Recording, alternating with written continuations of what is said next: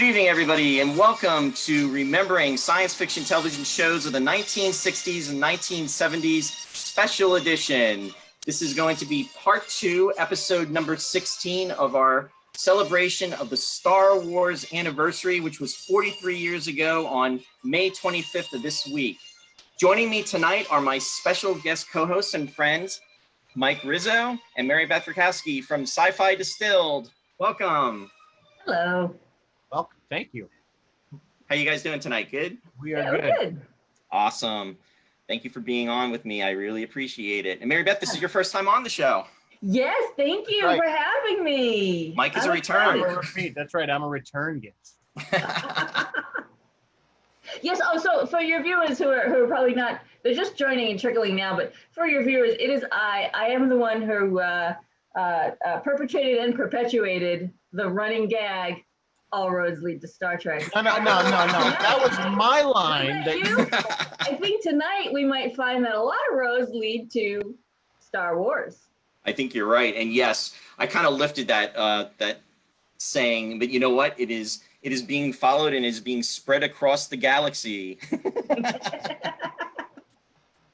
Hey, I just want to welcome some people that are joining us. Hi, Joe. Thanks for joining us. I see you out there. Hey, Vince. Thanks for joining us. Welcome tonight. Sue's here. Paul Petty's here. Cool. How you guys doing tonight? Hope everybody's well. Martin, thanks for joining us. Good to see you out there. So, Mike, I'll start with you. I know you're a huge Star Wars fan, and Marybeth, I know you're a huge Star Wars fan too. But before we start talking about and getting to our discussions and everything, can you tell me like what your first earliest memory of Star Wars is, as far as when you saw it and when you experienced it? Well, like I think I was telling you earlier, the very, very first time I had any kind of contact with it was at a TV guide, like I said, from like 1976, 1975, where they had an article about the movie, and they had the iconic picture of Leia bending over, putting the disc or whatever into R2-D2, that kind of iconic picture that always we were always familiar with. And I remember I read the article and they're talking about this movie Star Wars, and I didn't realize that it hadn't come out yet. It was in TV Guide, so I thought maybe it's, and I searched that TV Guide cover to cover to find out when this movie was going to be on. And of course it wasn't, because it wasn't coming out for another year or two. But then of course it came out, and I didn't go see it initially. I was probably about I was just 10 years old, and other kids had seen it and they're like, you gotta see it. So I finally went with some friends. A bunch of us went to see it, and yeah, I came out, and some of the kids that we went to were older, and they were like, shut up. You're like, I couldn't stop talking as I left. Like, that was so cool. That was the best thing. I couldn't believe it. And yeah, and then Marty, now I will tell you, and I'm not making this up, I have seen the original film over 100 times, and that's not been documented because I lost track at around 90 something. That is amazing. What happened was one summer, there was a theater that was like the 99-cent theater down in one of the town in the mall, I think it was. And a friend of ours that lived on the street, his mom just would take us like every day one summer, and we go she was just get out of her hair for 2 hours. And she would take us, it was only like a 10-minute drive, take us, drop us off, come back, pick us up, and we saw it every single day for like 3 months straight. Mike, that's insane. It was insane, but I never got sick of it. I'm still not sick of it. It's funny you're saying that, because the movie that I saw the most in the theater, and I thought it was a lot at the time, was Raiders of the Lost Ark. And I saw that in the movie theater 11 times. And I was thinking that was a lot. But I only saw that in the theater once, and I saw that on the very last day. And the only reason I even went to see it, because I didn't even know it. Well, I knew it was around, but it wasn't a space film, so I really wasn't tied into it. It was my oldest sister that had gone seen it with one of her boyfriends, and she's like, I think you'd like this movie. You should go see it. So me and a friend went and saw it, and again, blown away. I was just like a huge fan right after that. So gotta love Raiders. Oh yeah. You on Sci-Fi Distilled. How about you, Marybeth? What's your earliest memory? I have a little bit different experience and I have a very, very, very vivid memory of it though, because this movie was released in May of 1977, and at that time I'm 5. So my parents were not going to take me. This thing Youngin. Think about it. This thing ran from May of 77 until July 20 of 78. So it's like 14 months. Yep. And on July 21st, they were like, hey, you know what, let's let it go another 4 months. So it ran until November 7, 1978. In that time span, I turned 6 and then turned 7. So I finally saw it either late October or early November, somewhere in there of 78. I'm 7 years old. I have vivid memories. And I most distinctly remember coming out and going home in the car and sitting in the back of the car and looking out the window and thinking about Princess Leia and thinking about like looking at the stars, the actual stars, and just thinking about like out there, like maybe it's all out there. But Princess Leia, like, oh my gosh, she had my undivided attention. So, and I have vivid memories of just adoring her. I guess I still adore her. See, that's so cool because it really made such an impression on you back from then. That is really cool. And you know what's interesting too is Carrie Fisher was really young when she did the role. I think she was like 19 when she actually filmed, was filming Star Wars, and she came across as a real, somebody that was older and more mature. But here she was essentially she was like a kid. She was a late teenager. Yes. But her line, like she was so radically different from anything. Well, there were a few others in the 70s. We had Wonder Woman. We had a couple other spunky women. We had Charlie's Angels, I guess. But she was like, someone get this walking carpet out of my way. You had a plan to get in here. You didn't have a plan to get out. Well, somebody's going to save our skins. You came in that? You're braver than I thought. Like all of this was just like, oh, like she wasn't the oh, help me kind of girl. Right. She wasn't that, but also she wasn't off-putting. A lot of yes, she was funny. So you make women in strong roles. A lot of times they become off-putting because people are like, "Oh, she's just a bitch" or something like that. But she, you know what I'm saying? People have that attitude, because it worked. Like you were just like you bought it. I mean, she was just that person. Everyone bought it. Yeah. And here comes the quote. Comes the quote. And this is where all roads lead back to Star Trek. If you remember, with the 1964 pilot, The Cage, what happened was the role of number one. A lot of women thought, people were saying, maybe the woman would like her, being in a superior role, but unfortunately it just wasn't well received. And it was almost like, it wasn't received by the network. Of course, the public got a chance to weigh in on it at that time. True. But yes, they cut back her role. They left her sitting at the helm when she could have beamed down. Yeah. Exactly. She was the first officer. She was the first officer. Yeah. She was second in command. Yeah. She was number one. Exactly. So I mean, that was unheard of. But I know Majel. Not to get off on Star Trek, but Majel was not happy that they cut that. No, and then she got sacrificed and everything. But yes, all roads lead back to Star Trek. We had to get that in really early, though. Okay, so that's done. But Leah was a great character. I mean, is a great character, and like I said, she was.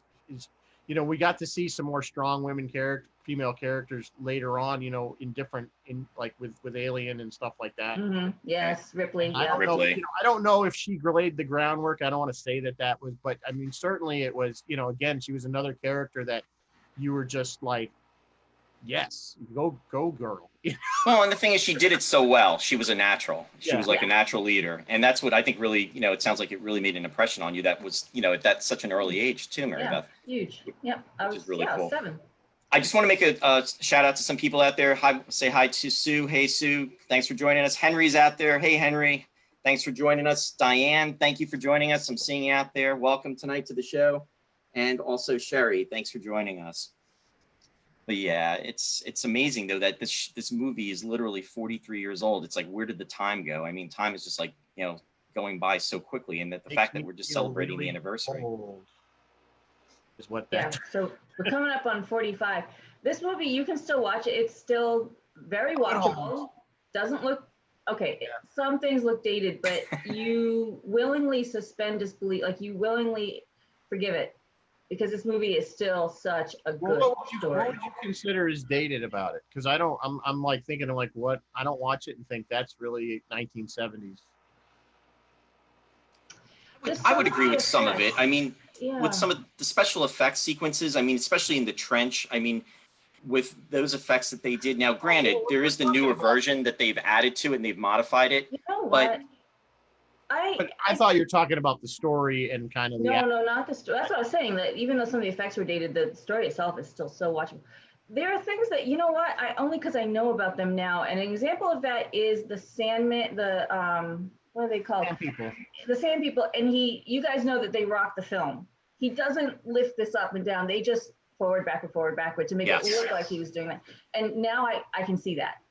That's one of those little moments that. But you only notice that because you know it now. But I only notice it because I know it's it. Like, It's like getting back to the worst thing I ever did was watching the making of Raiders of the Lost Ark. In so many ways. Because it blew so many of the effects, like when he's getting dragged by the truck, and now you see the trench every time you see that movie. Because it takes away from the magic of the situation, of the scenes. It was, but I mean, I didn't feel that way with Star Wars because I watched so many documentaries about ILM and those guys do all the effects and how they did it and the sound effects and all this stuff. I mean, you know, that to me, it never really took away from how the movie itself that, I know it's a model. Of course, I knew it was a model. Yeah. I mean, but the only thing it was, if you remember when it went to video originally, it didn't transfer properly. And there was always a box around all the ships because the way the matting worked. That's the matte lines, right? It was amazing to me. They were never really able to fix it until they did a complete digital redo of it. And for some reason, when it transferred to video, these boxes showed up. Maybe somebody out there knows what the science of it, but I always thought that was, and that kind of ruined it because you didn't have this seamless space scenes where all of a sudden there's this box following the X-wing, through this. But I think all three of us, our point is, even though these little things are now very visible to our eyes, we don't care. We forgive it. We love it's the kind of movie that you can just watch, and it's timeless, and it just holds up even to this day because it's a fantasy film.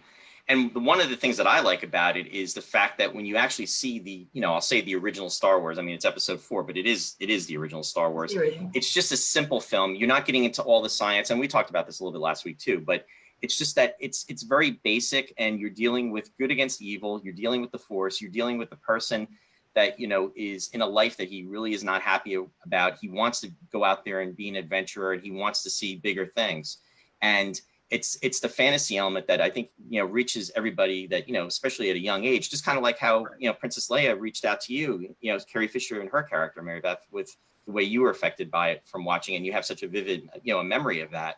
So I think that's what he was really trying for. And I think, isn't it interesting that, 40 plus years later, here we are, we're talking about it, and which is really cool. It's a classic story of good and evil. I mean, that's really what whereas Star Trek has always been more technical oriented and try to be a little bit realistic. And there's some kind of realism behind the science, even though they do take a lot of license. Star Wars, you didn't worry about how light speed worked. You didn't worry about how blasters worked. You didn't worry about how the lightsabers worked. That was not the point of the film. Right. The point of the film is the story. You know what I'm saying? And the other stuff is just there to get you from point A to point B. So it's a classic story of good and evil. And it's also again, you say it's the classic story of the kid who's, very simple and ends up being something great on the other end. It's just like we just did the last Starfighter. It's the same story. Right. And you think it's the same story. And I almost should have brought that up the other night because it just kind of dawned on me that really, I'm sure obviously Star Wars came out first. So, was it a copy or is it just a story, a timeless story?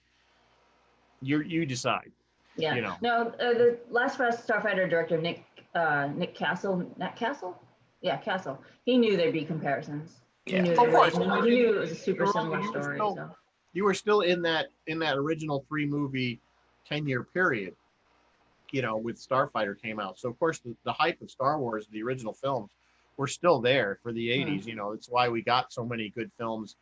Really, we can thank Star Wars for many of the science fiction films that we saw in the late 70s and 80s. Well, it led the path. It led the way for everything to come out. I mean, even if you look at Battlestar Galactica, that came out literally the next year. It premiered in 78. I mean, when comparisons were being made in the 70s, I mean, they were putting Star Wars and Battlestar Galactica side by side and just comparing every element, every character, and even down to the special effects. They had John Dykstra that, we wouldn't have had Battlestar. We wouldn't have had Buck Rogers. We wouldn't have had any of those films if Star Wars was not a hit.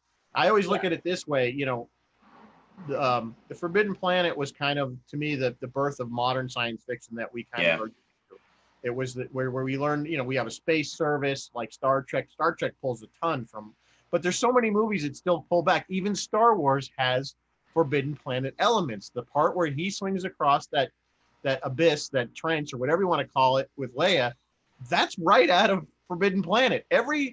Somehow every alien or every spaceship needs to have this giant chasm that you can fall down. I mean, and that's Forbidden Planet. They've used it over and over and over. Babylon 5 used it. I mean, you could look at that, repeating that scene over and over and over again.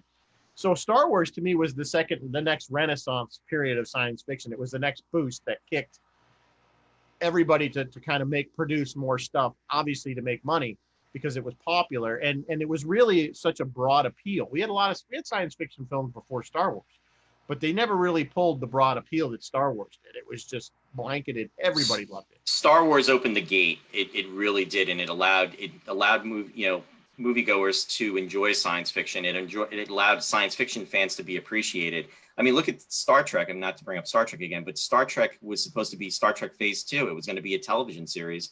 And then what happened with the success and release of Star Wars, that turned it into, they went with Star Trek, the motion picture. No, we're doing film. Yeah. Star Wars really did pioneer the genre pastiche. Like it pioneered this idea where several classical films are sort of combined into one film, where you can clearly see all the elements. Although, everything draws from everything else already. Sure. Well, sure. I mean, everything builds on one thing or another. And, but it had sci-fi, it had Western, it was a war film, and it also created, well, as it went on, as the years went by, it created the model for the modern trilogy. Mm-hmm. It was the movie that basically other filmmakers wanted to almost copy because it was so successful.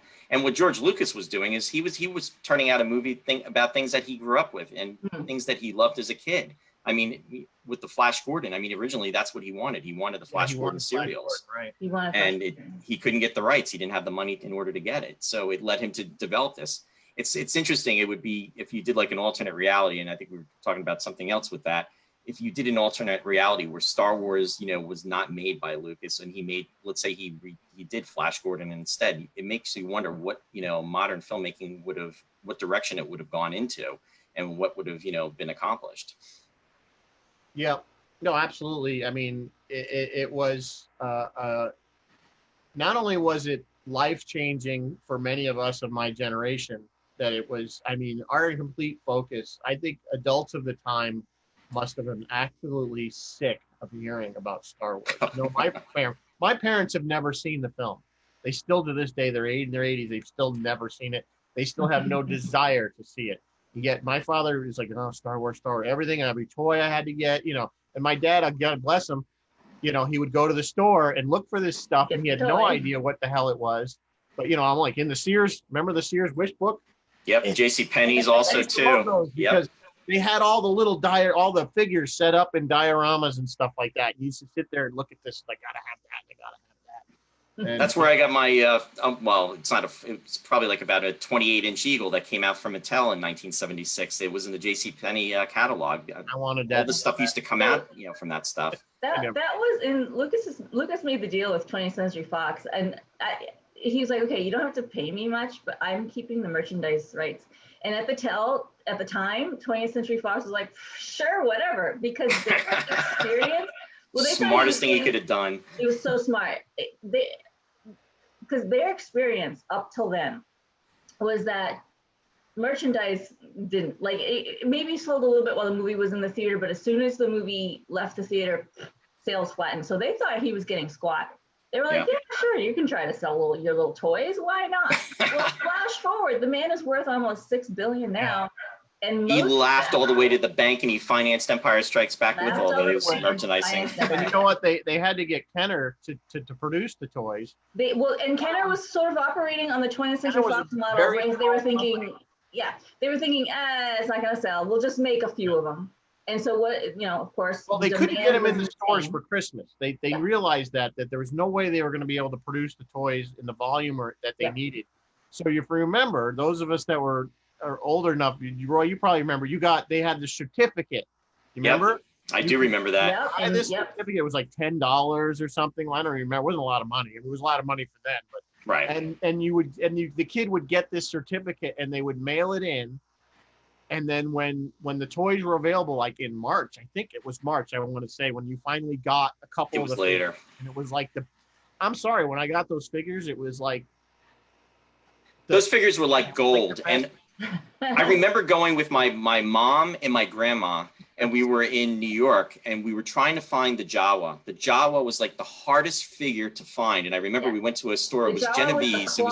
Right? It was, yes, there was the cloth, and then there was the one that didn't have it. And I actually got the one with the cloth. And we found it at a Genovese, which was like a CVS cloth.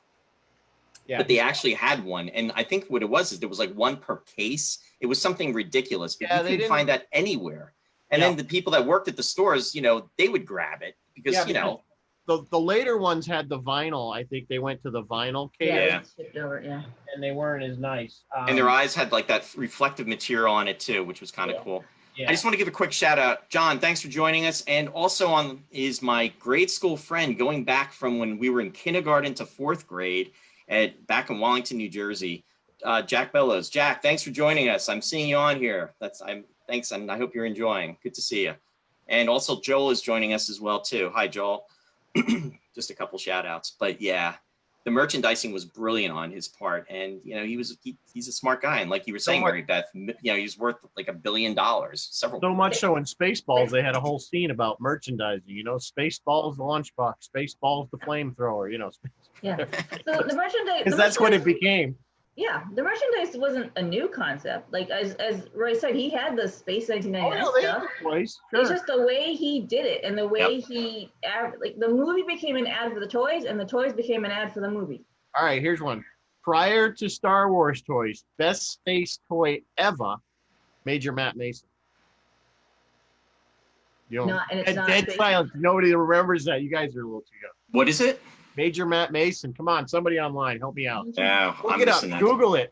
You'll see how cool it was. It was he was an astronaut, and he had all these moon buggies and spaceships, and it was wicked cool. And you and I are the same age, Mike, and I missed out on that one. You know, it was honestly, I only got to play with it because I had friends that were older that had it. Oh, okay. I didn't own it, so it was a late 60s, kind of when the space program, early 70s product. So I was too young to actually get it as a toy myself, but I was lucky enough. But it was really cool. I always wished I was like, I want these. Can I have your toys?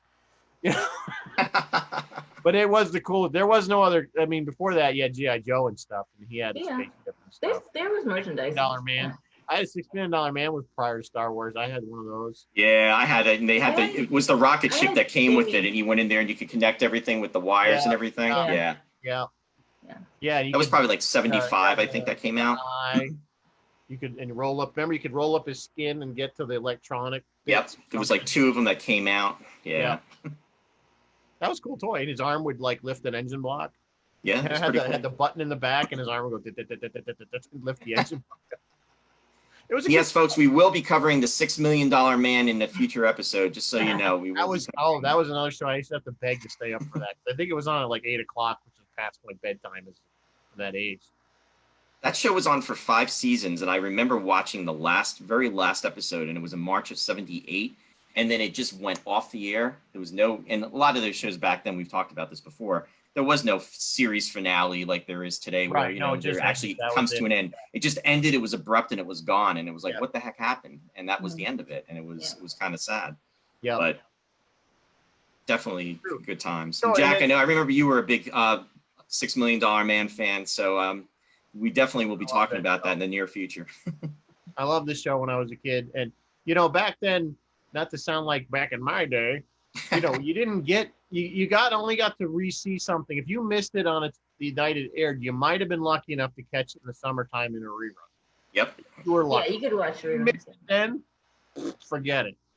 And Star Wars is kind of the same thing. When it went out of the theaters, it was gone. Yeah. There was you had the record album, which, Ray, I know you can pull it up because mine. Yeah. But, I mean, you had the album, which I literally wore out. My sister was yelling at me to quit playing it because I played the thing so often. Yep, Story of Star Wars. Mike, and I know you got it, too. You should share yours, too. Yeah, I have. Yeah, I got it. I got all kinds of crap. Mine, I'll tell you, here's mine. And I have the book. I don't know. You still got the book in there, Roy? Yeah, I do. Yeah, it's actually pretty much in mint condition. Mine is in mint condition in the sense that I stapled, if you can see, it started to fall apart because I'd looked at it so many times. I stapled it back together as a kid. But yeah, and this is all we had. You listened to the record and you played with your toys and you looked at these pictures. And until the VHS came out, and even when VHS came out in the early 80s, it wasn't even available to watch. If like the rental play, it was just like couldn't see it again until like the late 80s, I think, until it was available on VHS. And you know what I used to do, Mike, and I probably shouldn't admit this, but I didn't sell it. What I used to do, in fact, Joe, who was on with me last week, we used to take our tape recorders into the theater and we would record it and get a 2-hour tape just so we could listen to it. I remember, my parents, we go down to. Weren't this big then. No, well, yeah. I mean, it was like this, but it was like a Panasonic tape recorder. I would bring it in, and then I would tape the movie, and then that way, when we would go down to like Florida, or if I was like at home, just playing with my toys and stuff, I would just play the movie because that had all the scenes, like you were saying, with the record album. Different things were edited out, and it's like, wait a minute, the record was abbreviated. Yeah, very abbreviated. Yeah, you got the message though. But yeah, so that was just like TV at the same time. If you missed it. Until now, streaming service, you can pretty much get anything you want whenever you want. You may have to pay for it, you may not, but the fact is that everything is almost available. Even modern stuff. If you miss it, I mean, who watches anything when it airs hardly anymore? Yeah. Now, like say, $6 Million Man, you had to be in front of that TV at 8 o'clock on, what was it, Tuesday, on Sunday night? Yeah, it was appointment television. Yeah, you had to be there. Yeah. Joel's saying that he used to do that with the Trek episodes. Joel, I used to too, and actually I used to do that with Space 1999, and to this day I've actually still got the Metamorph from the original broadcast. It was I actually dated it. It was October 3rd of 76 when it was on, and which is kind of cool. And I would ask my parents to make sure that they were quiet when I was recording because I didn't want to get the commercials and I didn't want any background sound on there. I know. I would try to do that with my dad in the room and he'd start talking or so. Wow, he'd get all mad. Yeah. My mom had a lot of patience with me for that, but my dad really is not a sci-fi guy. He was more into the sports and boxing fan and football fan, and I just I was the sci-fi nerd. My dad he liked science. He was very into the space program. He was always very encouraging. We built the Saturn V model, the Revell model, or I think it was her monogram. I don't remember which one made it. We built that together. We built model rockets together. He was always very encouraging when it came to science, but when it came to science fiction, total difference. Totally didn't care. Not interested at all. So, Marybeth, you were mentioning about July 20th, about the release date. It's funny, that's actually my birthday, and I was born on July 20th, 66, but July 20th, 69 was when the first man landed on the moon, which was kind of cool. So I always thought that was really cool, having my birthday be on that date. I thought it was always appropriate. Yeah. So yeah, something always to celebrate. So technically you're not supposed to be recording stuff in the theater, but I think Lucas would have forgiven you because he was like super easygoing about his intellectual property. Like as long as you were not profiting. Yeah, which I wasn't. Yeah, as long as you were not profiting on it, you could do what you wanted with the characters. And in fact, when he started this whole thing with the fan films, that he gave awards to the fan films. And I'm going to link a couple fan films that I personally have loved over the years in the chat, just if people want to kind of see. But they just go on YouTube and Star Wars fan film, there are a gazillion of them. And they're so smart and clever and funny. Today I was watching, remember that show Cops? Bad Boys? Yeah. It was like Stormtroopers. Stormtroopers Cops. That was one of the first ones I ever saw. It was late 90s. Oh, was it a fan film? Came out in the late 90s, and I remember you had to download it, and again, we didn't have high-speed internet yet. You're still on dial-up then, and it was 95 megabytes to download that. Wow. Which was huge on a dial-up. I remember it took I literally started the thing to download it, and it took 15, 16, 18, something ridiculous, overnight it was downloaded. I was always worried if it hangs up, because, if the thing glitches and it kicks you offline, you had to start all over again. So I remember, so if you watch it now, you'll see the quality's terrible because the resolution was from 1998 or something like that. But yeah, that's a great one. Troops is one of the best ones done, and there's been some more modern ones that are there's been they're still coming out. Yeah, they still but for do. a while Well, he was given awards and stuff. Do you remember Hardware Wars? That just came up in my YouTube feed today. That actually was a film, Yeah. I mean, yeah, but I do remember that. It was kind of funny. That was hysterical. Well, I mean, even when I was a kid in the junior high, we had a film class that you could take as an art, it was elective kind of thing. And I did a film class. And of course, we had to make some kind of space epic. And of course, it had to have an asteroid field because by then Empire had come out. So, we still had, we built the little asteroids hanging from fishing wire and the camera would go through. And I don't have that Super 8 film anymore. I wish I did because some of it was hysterical. But, that's what we were thinking. I mean, really, I can honestly say that some of that got me into production work that I ended up doing it for a career for many years. Well, I mean, that's where I started. And I actually started in elementary school. Our elementary school, one of the teachers built a very rudimentary television switcher that you could switch like 2-3 cameras and fade between them.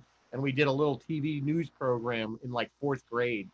So, I mean, my connection to television production goes all the way back to that. And of course, junior high, I was the AV club, bringing the little slide projectors. Remember the film strips? Yep. Stuff like that. And we got to make, as part of that, we had access to video equipment and we got to make our little news programs and stuff like that. And then in high school, we made film. And then when I went to college, I ended up in television production. So that's really cool how it all linked together. It's funny you're talking about that because in the 8th grade we had to do different projects, and one of the projects that Joe did, that Joe was on last week, he made a film called The Last Plot, and it was about a character, Will Berger, and his exploits in basically being in the 8th grade, and we made that film. And then over the summers we did a film called Omelet, and it was about the cosmic egg that essentially possessed you. And it was almost like a takeoff on Raiders of the Lost Ark. And then he did a sequel that was called Sunny Side Up in '83. And then what we would do is we would, make these science fiction movies. I made one the title was a complete ripoff of Space 1999, but it was called Journey to Where. And it was about this guy that gets this high school kid that goes into this time warp. And then he finds himself in the middle of nowhere and he's being chased by this guy who's out to get him for whatever reason. And that was kind of like a thing from like Arena.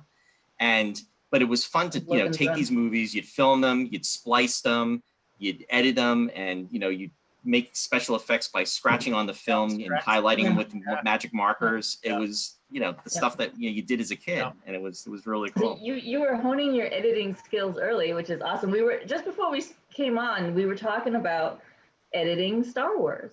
And we were saying that, I'm actually going to put that link up. I have how Star Wars was saved in the edit. Let me find it and post it to everyone.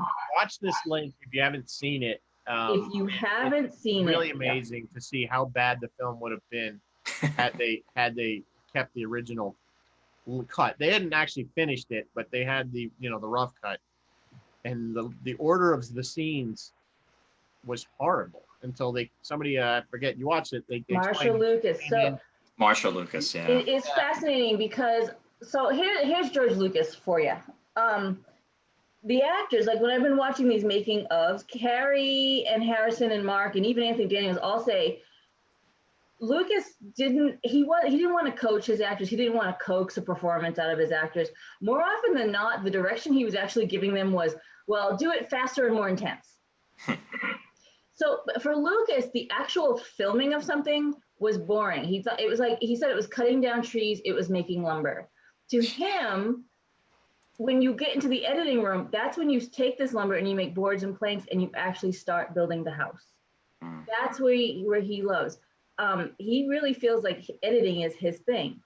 Fascinatingly enough, it was his wife, or now ex-wife, Marcia, who, as Rizzo was just saying, completely redid this movie, reordered stuff. And at the very end of the movie, the big climactic scene is the Death Star is coming in range to destroy the Rebel, not just the base, the whole planet. And they're making their attack run in the trench. Well, in the original story, the Death Star was not coming in range to destroy anything. They just went out to try to attack it. And so Marcia literally fabricated the tension of the Death Star coming to kill them out of whole cloth. Like she literally made it up using scenes and voiceovers and stuff. The editing saved it. Yeah. Yeah, and she's also the one who suggested Obi-Wan die, because Lucas had him live. But if you've already seen this, if you haven't seen it, watch this. It is a super fascinating look at what editing does. And Marcia and her team, which was Richard Chu and Paul Hirsch, they won the Oscar, and I think they deserved it for this. Yeah. Because isn't it amazing, though? It would have been a totally different movie had she not done that, and it probably wouldn't have been successful. He owes her a lot. Yeah, I don't want to blame him though. I actually think he maybe has some smart edits too. He did have another editing team that he actually had to let go and then he called his wife and said, "Hey, can you help me? Because I just let the other guy go." And what was happening is the other guy was editing it following conventional editing, Hollywood editing, meaning if it was two characters talking, first he did the establishing shot, and then he did the medium close-up, and then he did the talking shot, and then he did the reaction shot, and then he did the two-shot dirty over the shoulder. Like he was just doing it, and that wasn't what Lucas wanted. Lucas was like, no, I want these cool swipes and wipes, and I want the wipes. It's interesting you mentioned the wipes, because that was definitely something that Lucas brought that you didn't see a lot of prior to that in films. And now the pan down when it starts and you go down. Yeah. Again, I talked about Forbidden Planet and how everybody uses that chasm or whatever, how many science fiction movies afterwards, the opening shot is the giant ship floating over. The overhead shot. That's the establishing That's shot. epic. I mean, that established the entire movie, and then it was all the Star Wars movies after that were known for that. Because the first ship, the blockade runner goes by, and you're like, oh, that's cool. And then the Star Destroyer comes, and it just keeps going and going and going and going. It became like ubiquitous with science fiction space. Yeah. I mean, I was watching that movie Saturn III, if you've ever seen that, with Farrah Fawcett and Harvey Keitel. Mm-hmm. And that's the establishing shot. Again, it's this big ship. It has really nothing to do with the film. Yeah. I mean, even Red Dwarf in the first place. But, I laughed when I saw it. I said, I remember seeing that movie in the theater, and I'm like, I don't even remember that shot, but I'm laughing. Yeah, because it's become part of our lexicon now. We all expect to see the establishing shot of the ship. Yeah. And we do. Even Red Dwarf had an establishing shot of Red Dwarf. They did it. They did a little bit different, but you saw the ship. And what I loved was when they did Spaceballs, when Mel Brooks did it, they just kept going and going. It says, I break for... Yeah. And then it gets like, we was to say re-break for something. I forgot what it's at the end. You can actually catch an eagle in that movie, by the way, too. Oh, really? You can actually catch anything in that movie. That blockade runner that you see first, the one with like 13 engines or 11 engines in the block in the back, that was going to be the Millennium Falcon. Yes, it was. Yeah. And they said, no, it looks too much like a Space 1999 Eagle. And the guy designing it was like, I've never seen Space 1999. But, it was interesting. Bryan Johnson's team went on to do Empire Strikes Back, though. And originally, Bryan Johnson was supposed to do this. They wanted Bryan Johnson to do the special effects for the original Star Wars. But what happened was he had already signed the contracts like two weeks earlier for doing the second season in 1999. And then that's when George Lucas went on to get John Dykstra. But he had visited the Space 1999 sets because he was very interested in having him. He was really happy with his work because he did 2001: A Space Odyssey. Oh, yeah, that's right. Yes. Which really set the bar. I mean, we talked about that earlier off camera, so to speak. But 2001. If you look at those effects, they still hold up today. I don't care what look at them, and you're like, that's as good as anything done today. Period. I think the reason it didn't have the impact of Star Wars is that it was overall, much as I love 2001: A Space Odyssey, it was a dull movie. It was a thinker. It was more cerebral, and it was more realistic in the sense that there was no music in space, and there was no. You did have some music. Right. You didn't have sounds other than the guys breathing. That's what you would hear if you were in space. It was a very thought-provoking film. Right. It was full of imagery. It was like you said, it was very cerebral, and it was something that the audiences, you had to be a certain type of person, or you had to be in a certain type of mindset to see and to want to see that type of movie. I mean, it definitely has an appeal on different levels, but Star Wars just was more open to 10-year-olds, 12-year-olds, whereas it wasn't. Yes, well, absolutely. But I think what it was they took those high quality effects that 2001 had. And you're talking, it's still 7 years later. So, Yeah. you know, things had improved a little bit. Mhm. But it was the action of those. We now have spaceships doing dogfights like fighter planes and Mhm. explosions and just stuff happening, you know, and guys in turrets firing lasers. Faster and more It intense. was just the pacing of it. I mean, you were just like, so it was that combination, I think, because we had never seen anything like that on television or in movies up to that point. Anything we saw that was close to that was very hokey, fake, you know, look something on a string, you know, kind of thing. It just didn't look right. And Yeah. and Right. and then we see Star Wars, and you were like, you bought it. I mean, No. those X-wings were real. Yeah, You exactly. know, and I think that's and it was the action of it. You were it was just blew you away. It just, and like I said, it wasn't just kids that liked that movie. That movie had a massive broad appeal. Granted, Oh, it wasn't for absolutely. my parents' generation, but I think it hit everybody from 5 to 35. You know what I'm saying? It was Oh, 5 to very broad. 85. Yeah. Yeah, I mean, but I'm Well, that's saying, what's really cool, because when you see people that, you know, watched this movie years ago, and then, you know, if they're being interviewed, or if you've seen them in the magazines or what have you from like 40 years ago, I mean, they were like in their 30s or 40s or even 50s, and, you know, and then if they're being interviewed today, a lot of them are in their like 80s now. So Right. it definitely, the appeal was definitely there. I just want to give a quick shout out to Rob saying they changed the exterior of the Falcon, so the interior didn't make any sense. Bruce is saying no swooshy spaceships. And Fez is joining us. Hey, Fez, just want to Hey, say Fez. hi. Hi, Deborah. But yeah. Yeah, he broke the rules. He wasn't going for realism. Like, this is how a ship moves in no, space. and it's not. It's an opera. It's a It was, yeah. fantasy. If you want to look at it, that's why I look at it. It's a space fantasy, where Star Trek is more science fiction. Just like Alien is more sci-fi horror. Mhm. You know, they're like little kind of Microcosms of subcategories of science fiction. Yeah. And it's a space opera. No, there's no ways around it. That's what it is. It's just a fantasy. It could have been King Arthur, and you know, it's just that kind of thing in space. You know, we've basically taken that kind of fantasy Well, type he film and he just he redefined blockbuster. I mean, he made 461 million, which, if you adjust for inflation, 1.5 billion. A lot of money.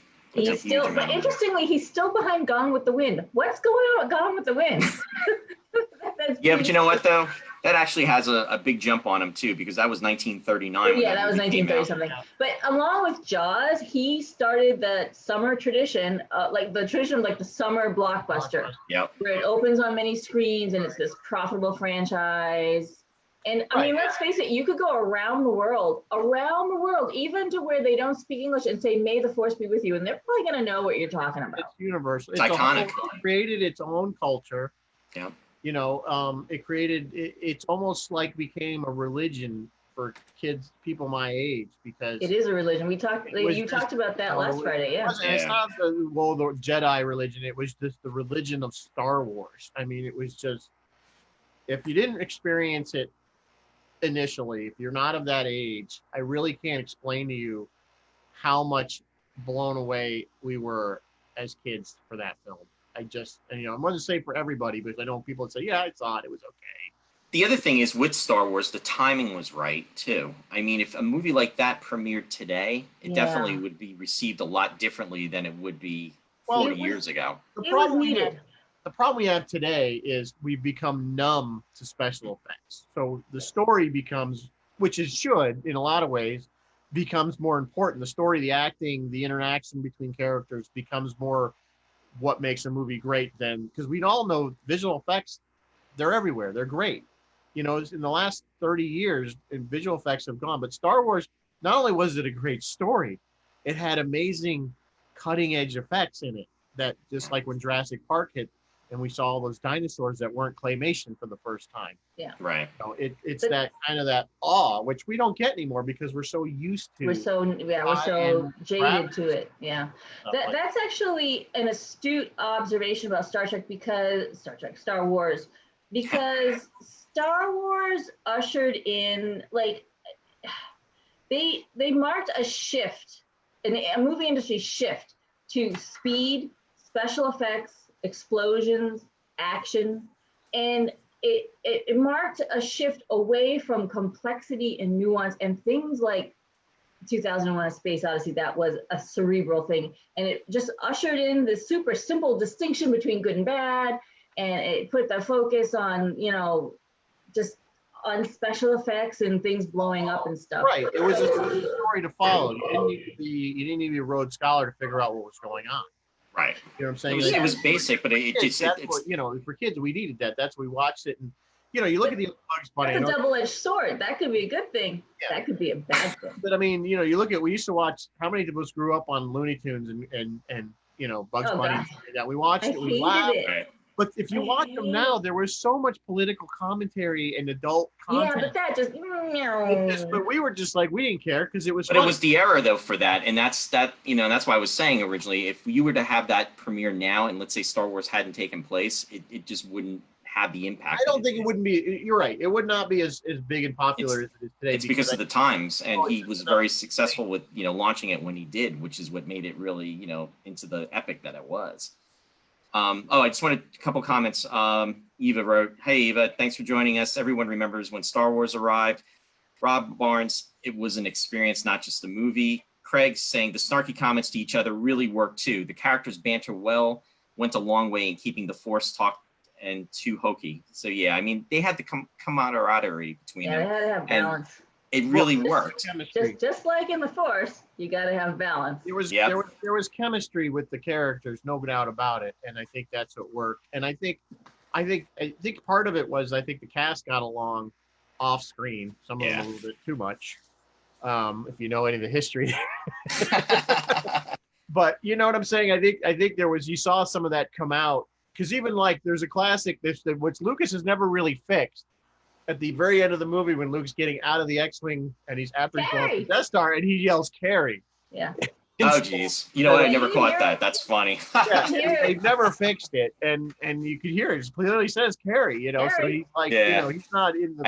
I know he yells, but I didn't catch that he said it, so now I have to go back and catch it. That's well, there's a whole pile. I mean, there's another one when the stormtrooper clocks his head. He clocks his head. The Sandman rocking thing. Yeah, there's a bunch of stuff. But like we said at the top of the show, doesn't bother us. We don't care. No, I mean, and that's what makes it. I'm so really glad they left the stuff in there. Because like when he did the redo, which I'm not a fan of, but at least he left those things in there. He tried to cover the Carrie thing a little bit, but if you know it's there, it's still there. You hear it, yeah. Well, that's like when they're getting ready to cross the bridge to the chasm, and you know Luke or Leia fires, you know, their laser gun at the one stormtrooper. The laser doesn't hit the one stormtrooper, and then the other guy falls. I mean, it's little stuff like that. Yeah. There's another scene like with Vader's talking to Tarkin. Oh yeah, and he stops talking, but his finger's still doing this because they did the voice later and then they edited it and they needed the scene, so Peter Krause is in there doing this, and of course he's not actually saying anything. So but they left all those in. They didn't edit it out. They didn't fix it. So at least he left it. I don't really care for the redo. I'm a purist. Han shot first. I don't care what you say. No, I'm with you. I'm fine with that. I wish I had a copy of the original, but I don't. I think I might have a VHS somewhere. The thing about the original, it is so beloved that fans took it upon themselves to recreate it and restore it because they did not like what he did. Pieces of the original 70mm film release. And so there are, if you poke around the internet, you can find it in its original glory. Yep. Yeah. I wish they would just re-release it like in a Blu-ray. I do too. Well, you know what? I bet my guess is with the 50th anniversary coming up, I bet you that you're going to see all this material coming out like in 2027. Lucas was really emphatic about not that ever happening for some reason because but Disney has persuasive ways. Yeah, it's money. He's like, I can make this better. I can keep making this better, and it's like, no, we're like, no, it was. It's his right. It's his thing. Go ahead, knock yourself off. But I'm like, but after selling it for a couple $billion, $billion, he didn't need it. We were fine with the story the way it was. We all got the gist of it. You didn't need to clarify anything. He remastered the original 3 so he could generate a ton of money to make. So you made Mos Eisley look more like a big bustling. Okay, whatever. I mean, it does. What does that really do for the story? No, it doesn't. No, and I'm you can waiting tell for them those- to come out with the outline of his 12 original stories. I mean, because supposedly he had written an outline that Yeah, this that's was what I like heard too. in the early 70s, or Right. excuse me, that was the basis of all this. But Star Wars was the only one that really, Episode 4, I'll say Star Wars, was the only one that really could be a standalone film, and that's why he went with it. And which it does, obviously. It's good clearly by it itself. works. By Yeah, itself. yeah. No Bruce? problems with that. Bruce says Andrea is complaining about all the spoilers. Andrea, 43 years. Yeah, you know, 40 Spoiler years. Where are we? Andrea, cover 40 your years. ears. Yeah. Cover your ears. Andrea, we won't tell you the Titanic sank. We won't tell you Yeah. Are you serious? that.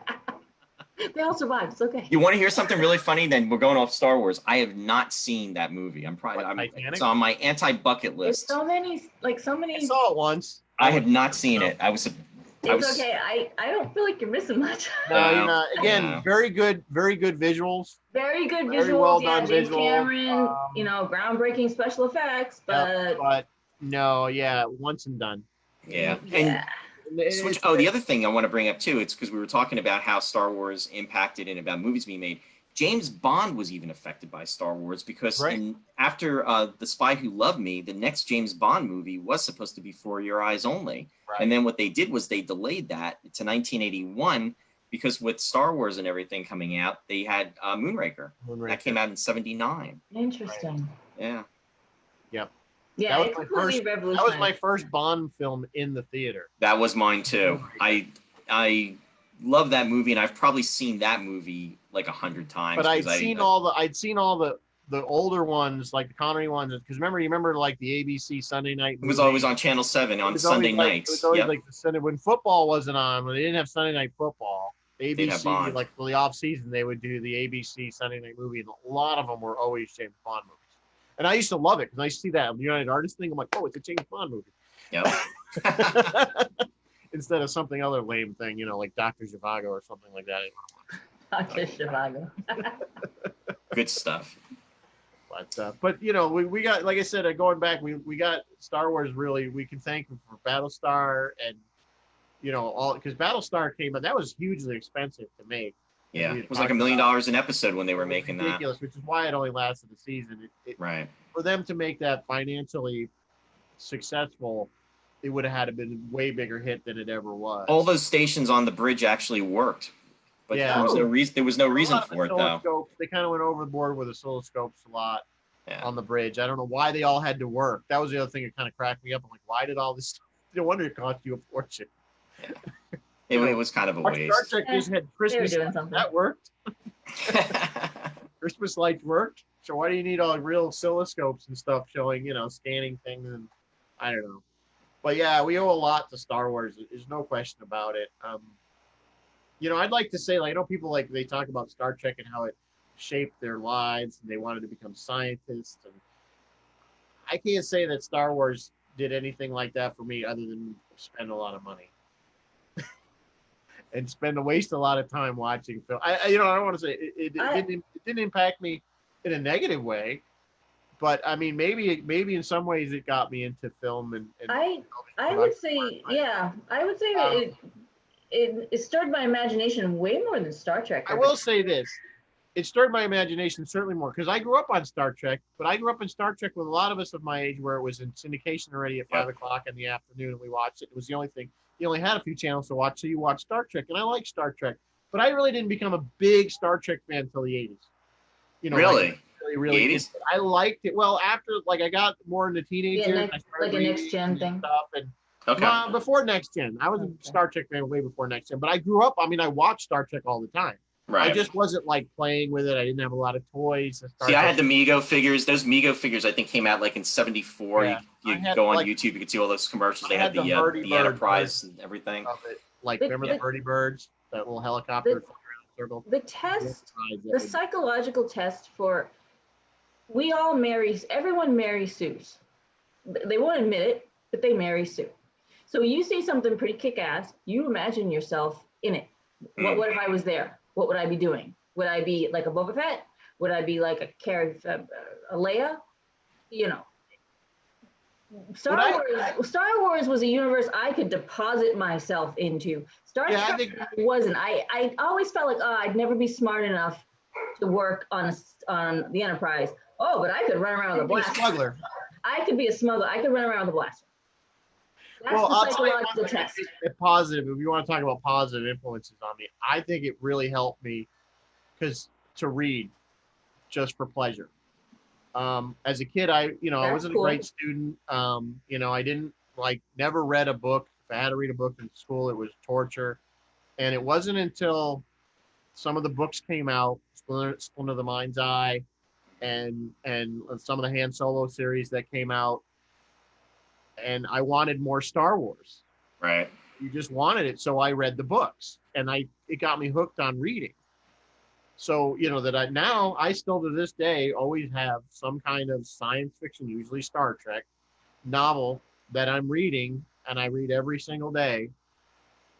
And I just, as soon as that one's done, I go and search and find it. But isn't that cool, though, when you think about it, how, these two, universes really influence. If you think about all the novelizations that were, created just because of these two universes, it's amazing because there was, you could go into the bookstore at any one time and you could always see somebody cranking out a new book about, classic Star Trek. And then when Next Generation came out, it was that, that's what I'm reading on my Kindle right now.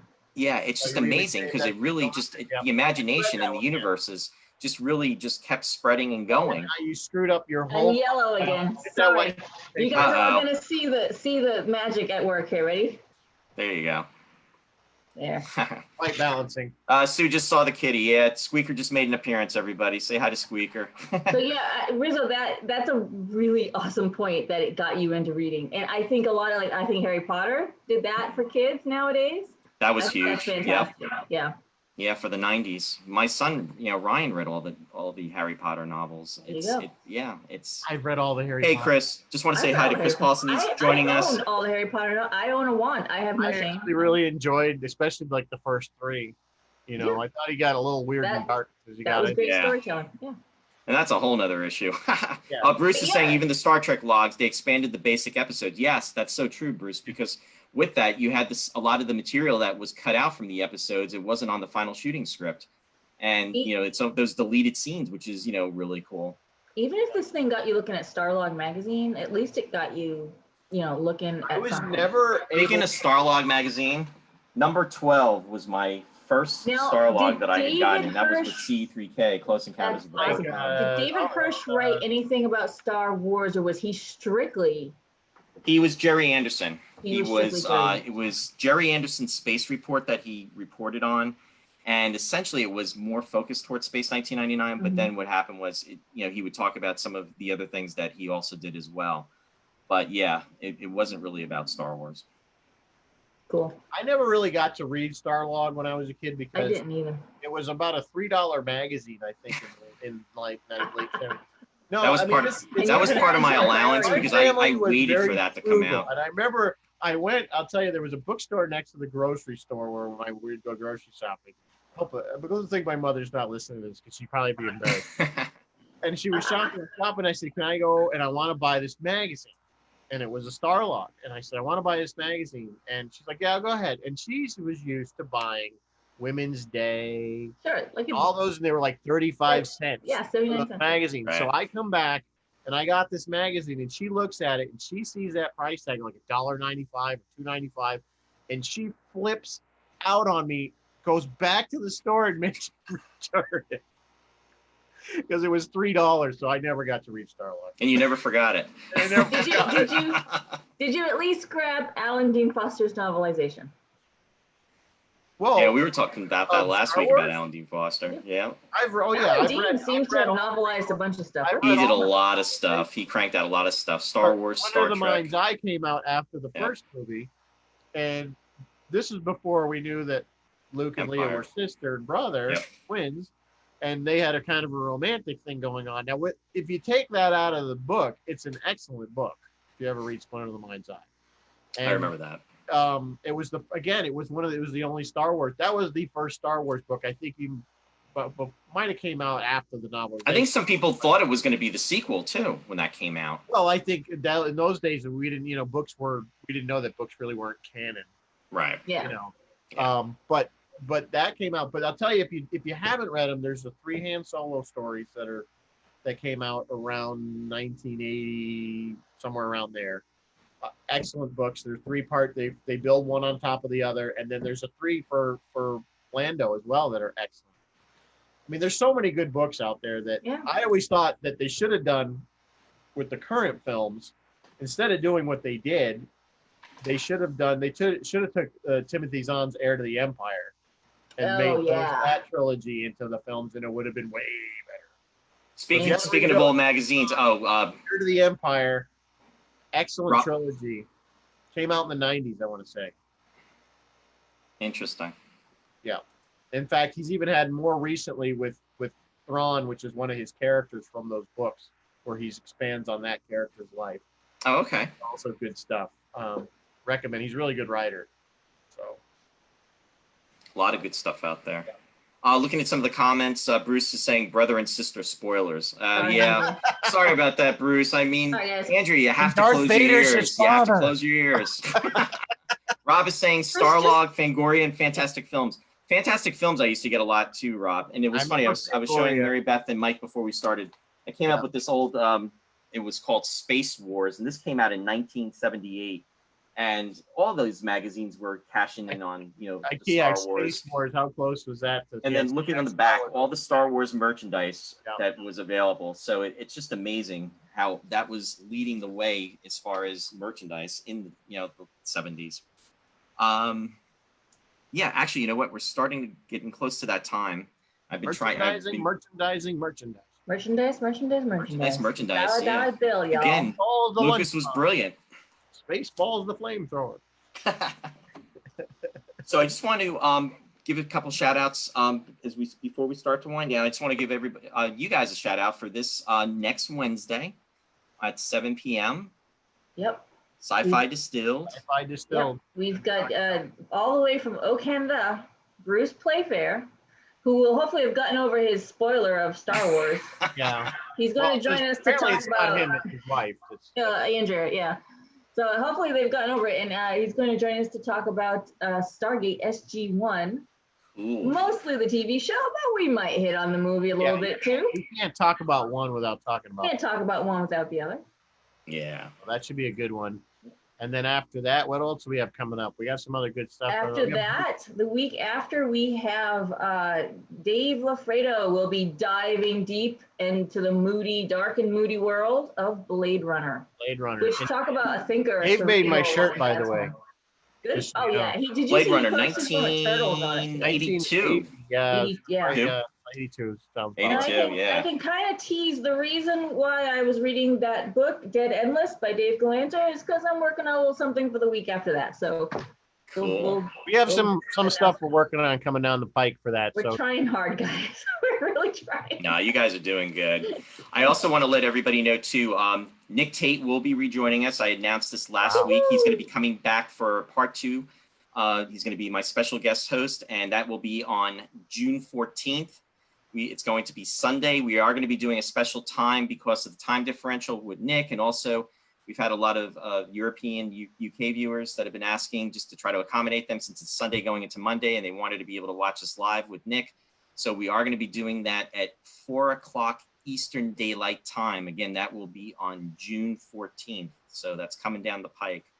Also, just I want to mention that for other things going on, it's a tough time right now with everything. We're hopefully coming out of this, what we've all been in, and this was started as basically as a project of love doing this. My first basically tonight, folks. Woohoo! Only one.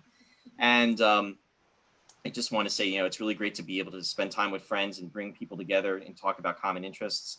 So thank you for, being out there, and I want to thank Mike and Marybeth for being on with me tonight. Thanks for having us. Thanks for having us. Absolutely. It's been fun, and I enjoyed being on with you guys when we were talking about Flash. I could talk Star Wars almost pretty much as I could talk We about. we happy to come back and talk more Star Wars. We can break it down scene by scene. And Yeah, well, I'm actually going to be bringing Roy, on Joe wants to come back to talk about Star Wars too. So do we should have a big group chat, like a 5 or 6 or 8 person. We could definitely maybe do that and work that in. I think that would be really fun. Maybe even talk about the trilogy. Empire and yeah, we gotta do Empire and Jedi. I mean, yeah, so that would be really, really cool. Also, I want to give a shout out to the theaters out there, especially like community theaters. There's a community theater that's very close to my heart, and that's Country Gate Playhouse.